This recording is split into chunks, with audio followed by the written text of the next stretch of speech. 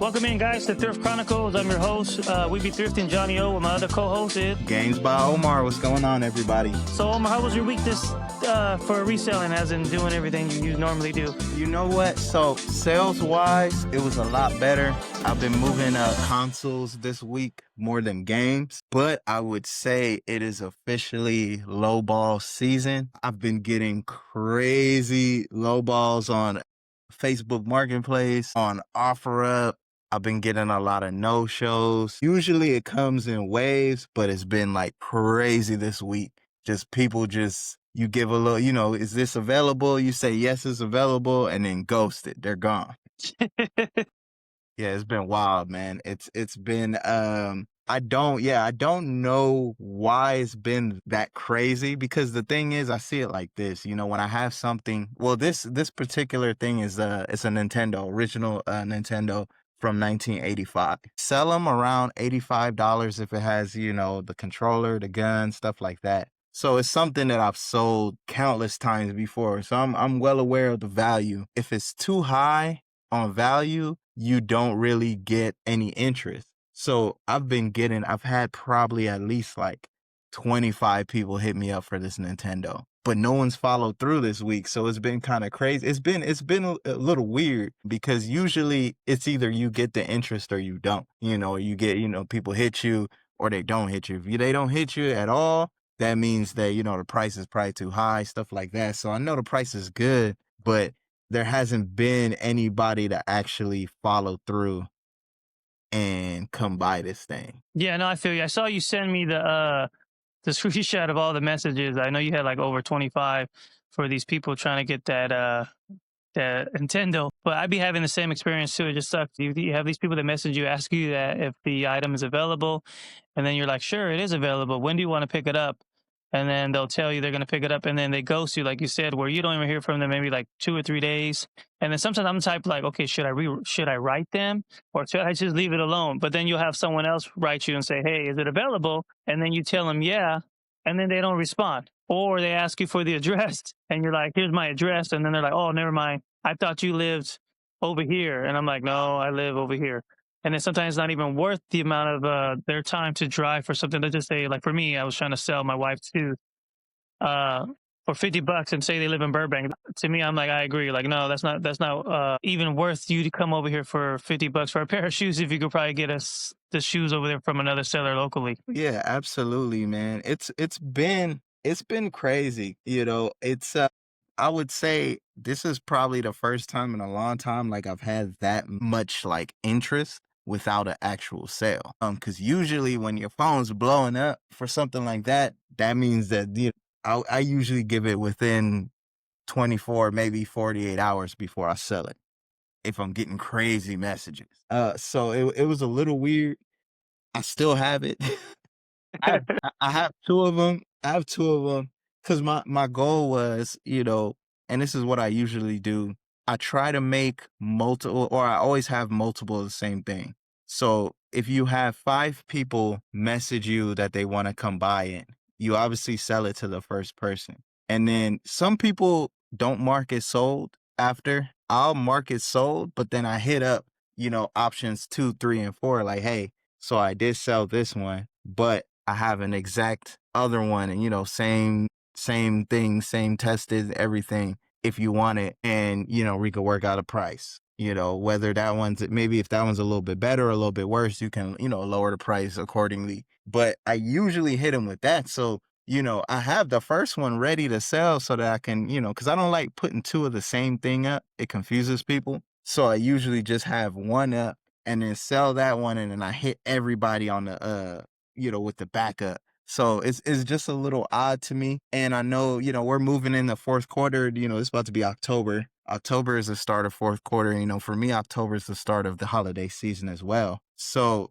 it's kind of, I wouldn't say alarming, but it's definitely different to have a lot of interest in no sale. Because at the end of the day, we gotta pay attention to market trends. Like, at least in my field, video games, you pay attention to buying patterns, stuff like that. And around the holidays, usually it's the easiest time to get those sales. So, we're definitely working on figuring out what's happening. That, and there's been a few people that have been giving the crazy low balls, like I said, man. Like, if something's like $80, they're like, can you do 35, 40? Or, if it's $100, hey, can you do 50? And it depends. Usually for me at least, I sell everything at value when I'm selling it directly. No auction or anything. When it's an auction, it can go for whatever it goes for. But certain things like this Nintendo, I've sold countless amounts of that exact same thing. And if I'm always selling it, let's just say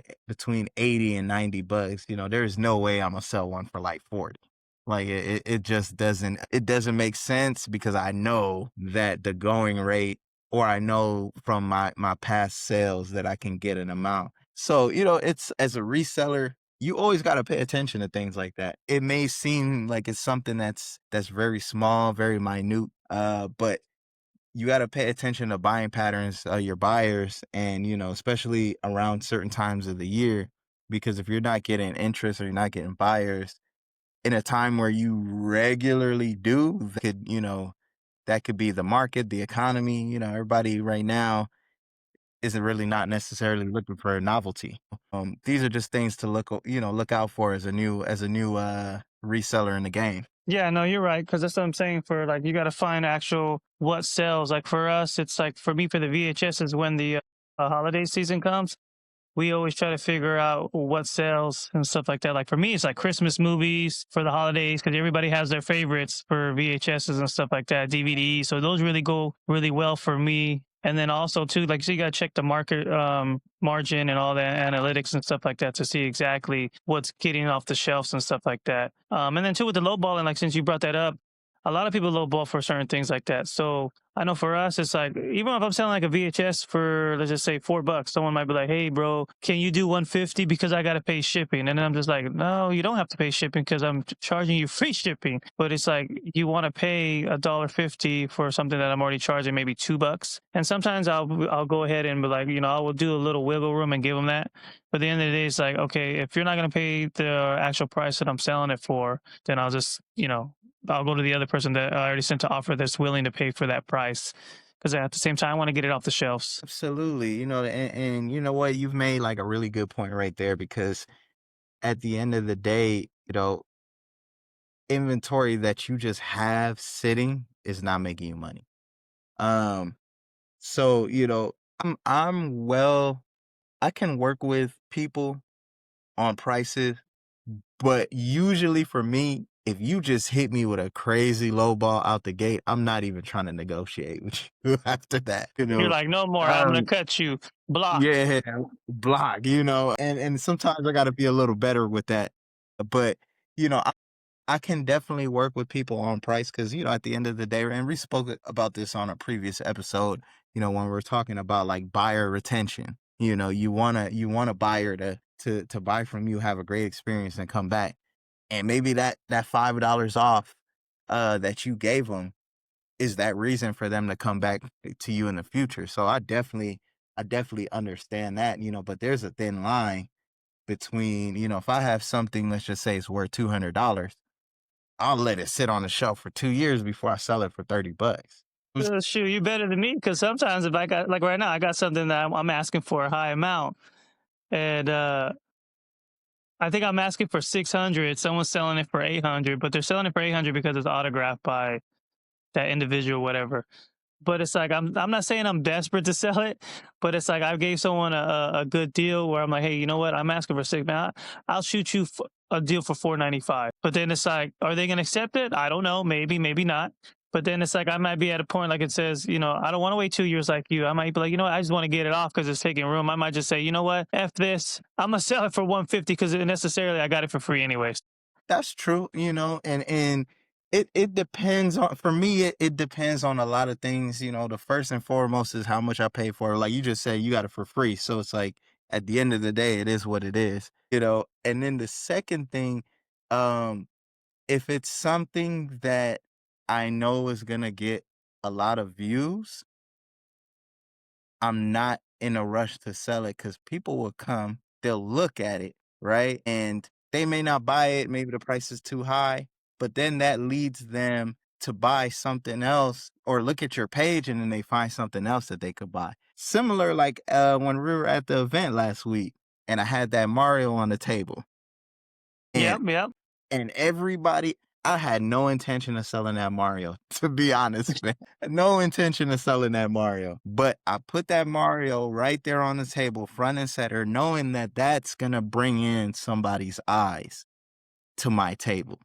And then they'll walk up, how much for the Mario? You know, and I'm like, all right, 100, let's just say it's 110 bucks. You know, that maybe they'll buy it, but most likely they won't. They'll put it back down. But then they're scanning the table and see what else is there. And then they might pick up something else. How much is this? 20 bucks deal. Boom. All from that expensive item that I had right there that I've had forever. So I use sometimes, you know, especially in the gaming field, you know, I use that rare item, that expensive item to get people, especially online, to look at my page. Because, you know, if I just have a lot of the lower dollar items, most people just skim over that. But they see something that's rare, you don't see every day, and it might be out of a lot of people's price range. But that I've parlayed into so many different sales because as soon as they come over to my page and they look at it, they're like, I wonder what else he got. And then they scroll and then they find something in their price range to buy. So it kind of depends, man. You know, everybody does it different.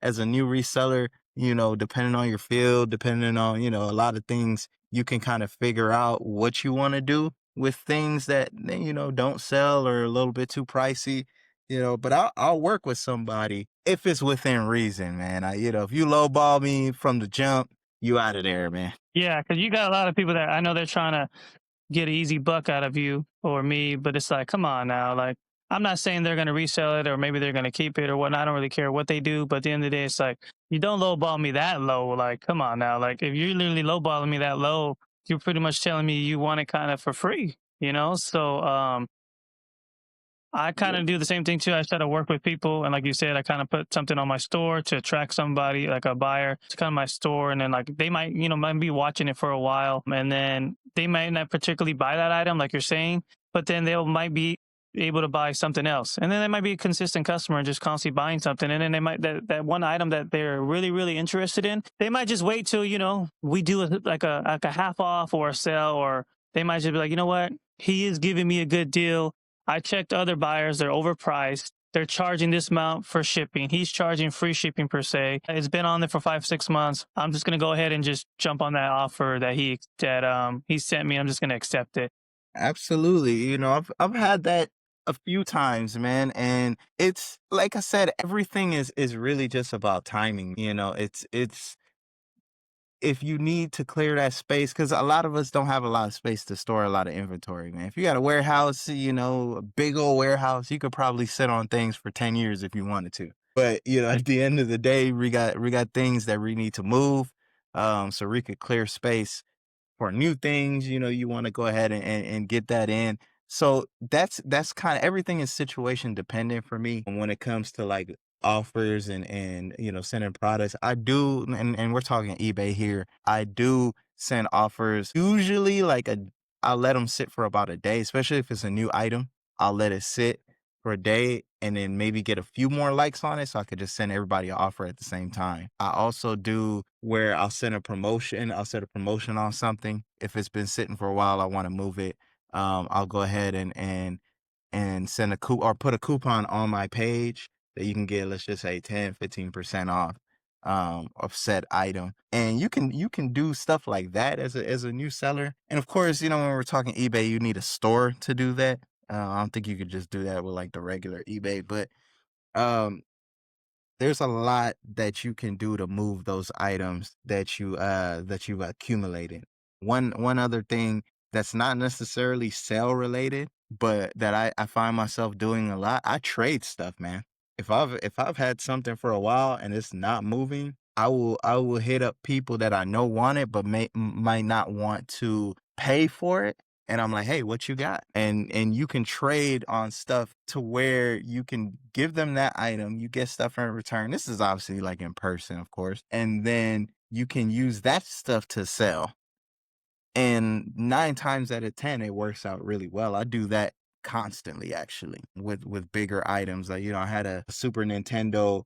I only paid $40 for it, but it was complete in box, Donkey Kong. And, I had it, I took it to a few shows. I took it to SoCal Gaming Expo. I had it in my cabinet over at Toys R Universe, and a lot of people wanted it, but no one was willing to pull the trigger, because the price was, it was about, I think it was 450. I think it's the lowest I had it up. It was between 5 and 450 at all times. And like I said, I only paid $40 for it, so really I could sell it for like 100. But if it's worth what it's worth, I kind of want that. So I had it for a while. It was taking up space in my cabinet. I didn't want to bring it back home, so I took it to another guy that I know that sells games, and I traded that for about like 50 lower value games. Well, not lower value, like cheap games, but lower than obviously what the price was. And I ended up selling half of those and made the money that I would have made if I sold it.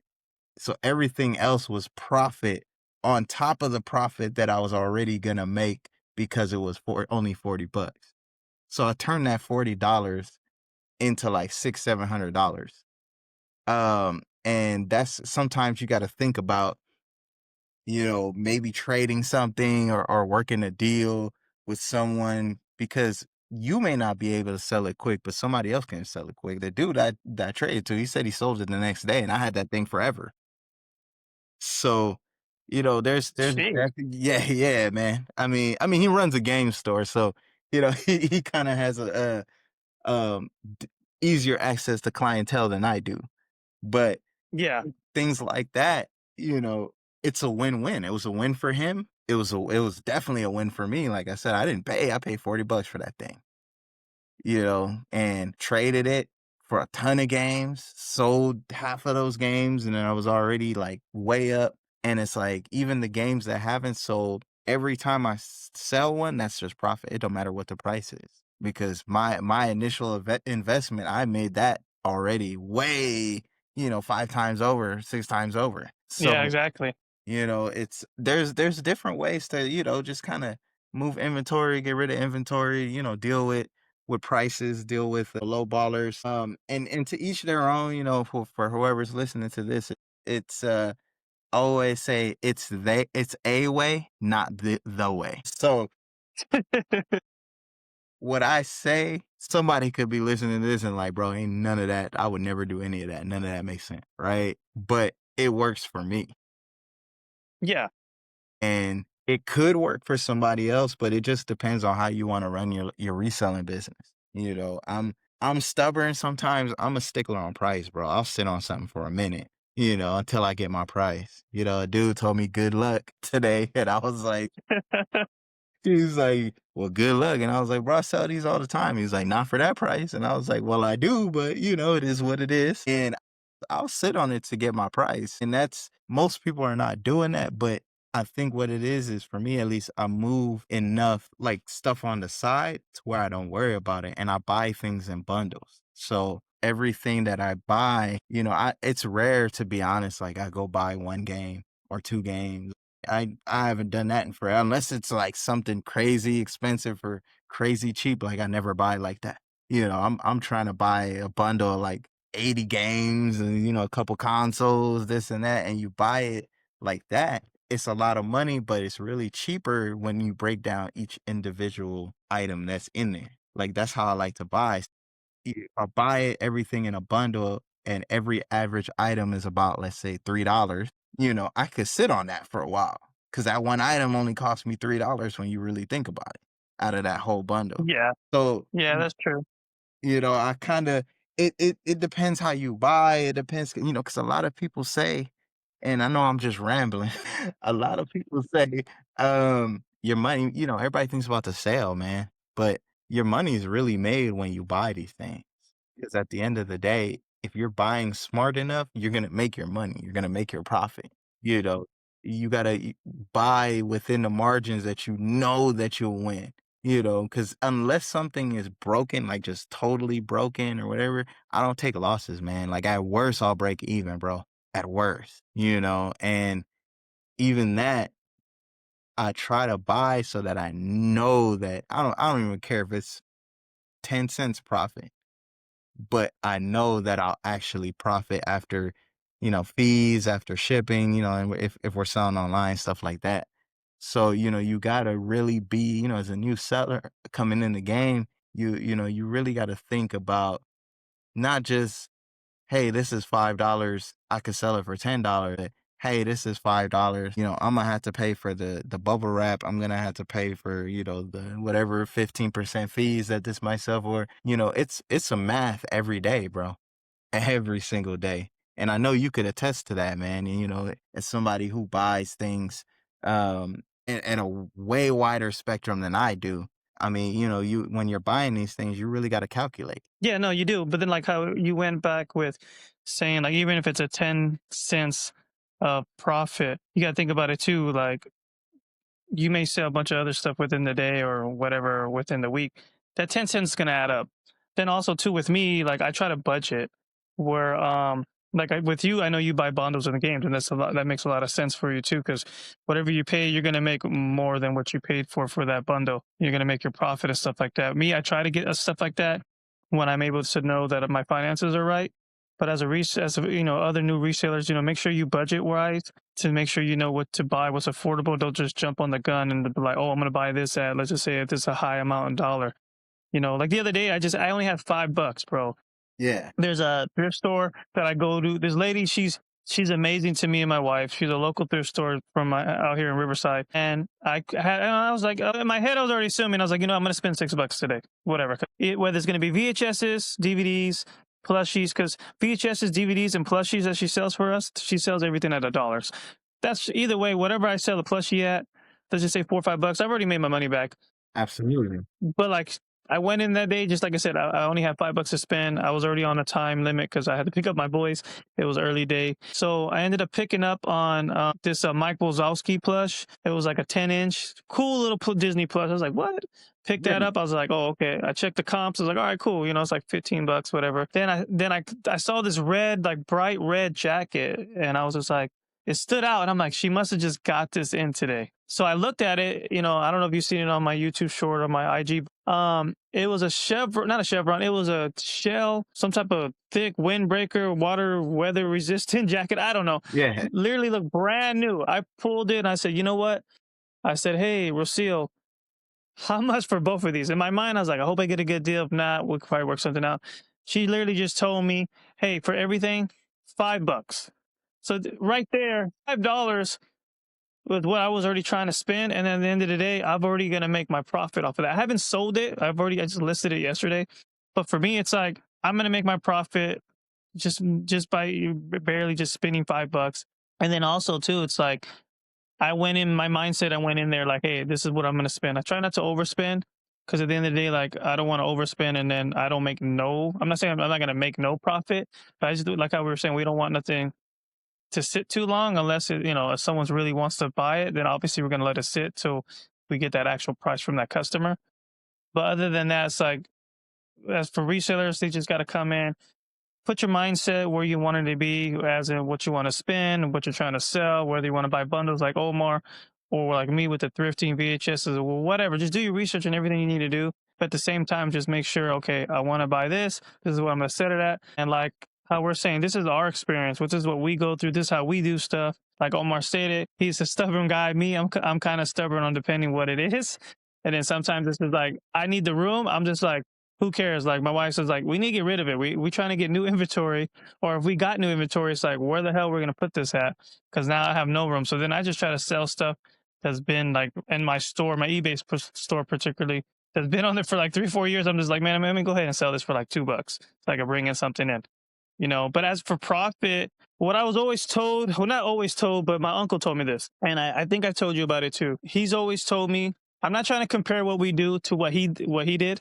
Because what he did was totally different. Like it's a different thing. He got locked up for it, but he always told me what he used to do was how he would see it as. We'll just say he's a reseller too, but he wasn't. He would sell something where people would come to him and be like, "This is how he saw it." Well, if someone sold, say, something down the street for $20, right, and then this person came to him.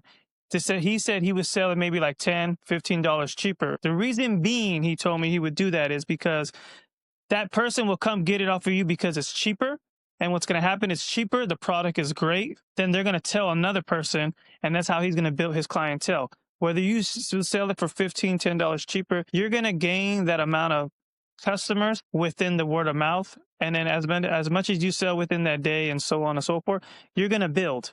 So he was like, it's okay if you sell something for $3 and say you make $1.50 profit, or like you said, 10 cents.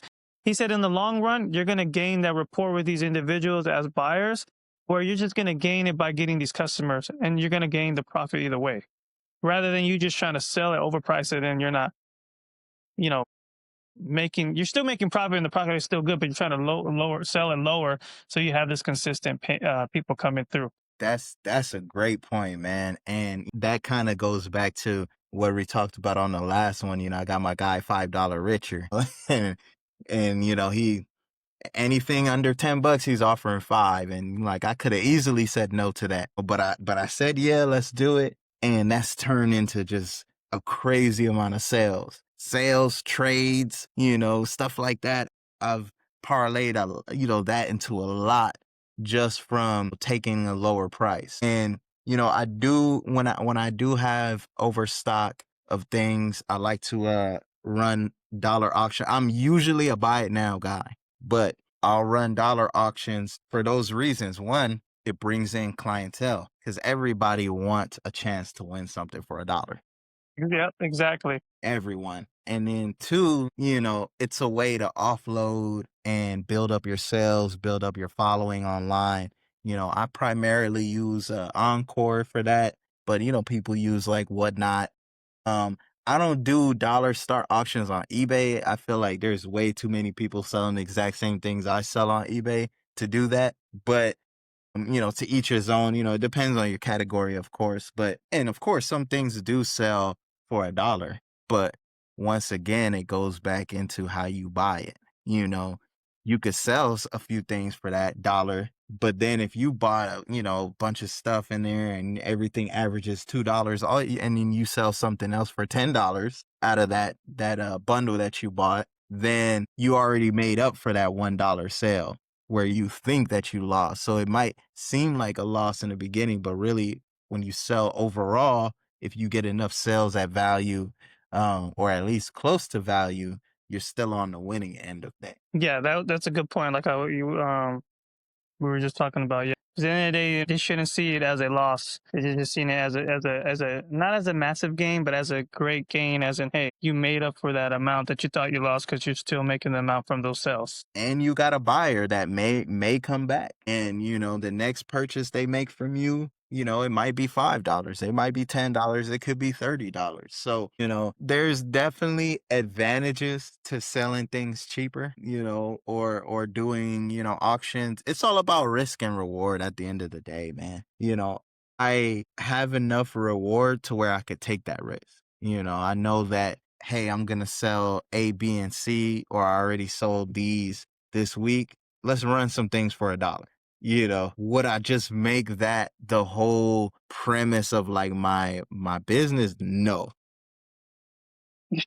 absolutely not. But you sprinkle it in there, like I said, you gain followers from it, you know, and you gain people, people purchase from you that way. And people like the incitement. I know people specifically that don't do buy it now, like where they don't buy things, like they want a chance to win it. They'll bid on it, whether it's Encore, eBay. There's buyers specifically that just do that. And as a seller, you kind of have to be able to appeal to everybody.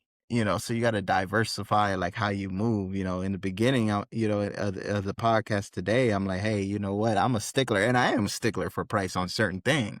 But then on other things, I definitely have a lot more wiggle room. And I'm like, hey, you know what? Let's run it for $1. Or hey, let's do this. Or hey, let's do that. And I would rather do that than take the lowball offer from somebody else, because of all the followers and the eyes and everything that you're getting on your auction or on your product.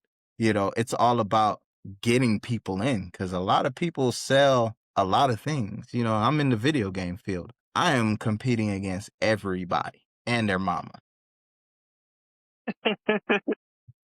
At the end of the day, I have to think what's going to get people to look at games by Omar, because if they can't see it, they can't buy it. So, that's my thought process. I spend a lot of time, trying to figure out how to get people just to come by from me. And because at the end of the day, if no, you can't sell anything that nobody knows that you have. And I know that's something you agree with, man, especially your field is so vast. So you got to get a lot of different eyes from a lot of different genres or niches or whatever you want to call a niche on your stuff. So I would assume that, for you, it's like a balancing act of just how to get this to this audience and how to get that to that audience, man. I commend you for that, bro. Well, I appreciate that, bro. I know for me, it's just like how you said, it's just I got to get that niche or that right, well, not well, the right category of what I sell and what catches people's eyes. I just notice that sometimes, because I don't know if you haven't really been posting on eBay, but on eBay, like when I post a certain particular item, I get more foot traction for that item. But then when I kind of like split it up, it kind of varies how I want to say, I guess the algorithm pushes it.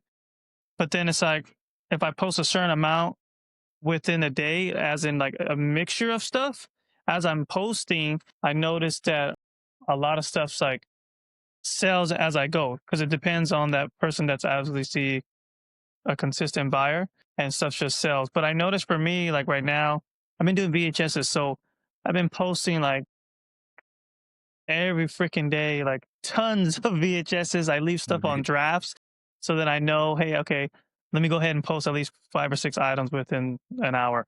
Try to keep it consistent because that is hard. Like I know me and you stated that in another episode, being consistent. But I try to do that. But then I notice when I'm doing these VHSs, they're selling because I'm just constantly posting certain things of like VHSs. But I try not to just do VHS. I try to do a variety of different stuff just because I'm trying to get it off. Like we're saying, I already have enough of shit just laying around. I got to move it out so then I can obviously bring more stuff in. So, but yeah, it is difficult because like I'm trying to monitor everything. And then it's kind of hard to find certain things, like how we stated on another episode. Like, make sure you pay attention to your inventory because you don't want to list a certain item saying that you have, just say 7, in reality you only have like 2, then you got to refund people. But yeah, it's a lot. I appreciate you commending me with that, but it's just overwhelming sometimes doing all that, trying to bundle all those certain categories for buyers. Oh yeah, man. I'm sure. It's inventory management, even for me, is hard because I like to rotate. I rotate inventory, man. And I haven't mastered, I definitely haven't mastered it yet. I've made my mistakes with that. I might start off putting, some things, let's just say hypothetically reuse OfferUp. I put some things on OfferUp. And then if it doesn't move, then all right, let's open it up. Because for me personally, I want cash first. So Okay. offer up Facebook Marketplace, I would rather sell there first than pay eBay, Mercari, whatnot, Encore, whatever it is. You know, as much as I love to ship things outside, I like the local money first. Cause that's cash. That's cash. That's cash in your pocket. That's quick cash. You don't have to worry about fees. You know, like, I got that $20. You go buy me another console. There it is right there. So I do that, and that's the reason why I put stuff in the stores as well. In the stores, I just I go ahead and stick them in there, and then I'll turn around and use Facebook Marketplace to advertise that I have it and then just go pick it up in the store. That's cash. The issue is once things get stagnant, they're not, moving around, then I'll start plugging and playing and putting things at different places. And that's usually when I'll make the mistake of, having something far away, or I'll have it, or I sold it someplace, but because I put it on like 50 different platforms, it messes everything up. I sold a copy of Power Rangers Dino Thunder for PS today. The same mistake I talked about last podcast. I made it again, and it was at Into the Retroverse, which is closer to you. And it was such a low dollar value game. It's like it makes zero sense to go drive up there or go do anything like that. So I only have two options: either buy one and send it for the same price or cancel. And I never really want to cancel, but this time I just canceled. I apologized. I just don't cancel and don't say nothing. I usually apologize. Hey, man, sorry, I messed up my inventory. This is no longer available at this place, blah, blah, whatever. And then we go from there. Usually I'll just go buy one and have it sent, kind of like a drop shipping situation, because I want that buyer to get that item. But my only issue is I usually do that for cartridge games more than disc games, because a cartridge usually is gonna work. But a disc game, I don't know the condition. Anybody could say it's good, it's whatever, put pictures. But everything that I sell, I test personally. So if I go send that disc game and scratched up and, he gets it, it doesn't work, then he already has a terrible taste, from buying from me in the first place. So I kind of thought that that was one of those situations. So I went and go ahead and cancel it. But then, that goes into, if you're a reseller, you really need to be on top of your inventory, like you said, because at the end of the day, you could sell something. You said have 7 of them, but you only got 2. Somebody bought 5. You know it, and right there you're in trouble. So, Yep. it's a lot that, as resellers we go through every day, whether it's math, whether it's, inventory management, your business is only going to be successful if you're on top of it. Yep, you're totally right. So that's why you have to make sure that you're coming in knowing what you're doing. Obviously doing your research, learning from other resellers. Also, you guys can learn from me and Omar from our experience. Paying attention to your inventory, correct. So you're gonna lead to those type of situations regardless. So that's just part of the game as a reseller. That's why you're gonna have your ups and downs. Also, you're going to get these lowball individuals that are going to try to, get a good deal literally for cheap or kind of like pretty much for free. But then, you just got to be stern, or you got to be stubborn like Omar and just make sure like, hey, that's cool. But I'm going to go ahead and leave it at this price. Some buyer's going to come and obviously buy it. So I know, guys, we were talking about around a lot of different stuff, but we just wanted to let you know this is what our experience and what we dealt with this week. So I hope you guys enjoy this episode. We be thrifting JonnyO. Until next time, my co-host. Games by Omar. Take it easy. Make your money, guys. Let's go.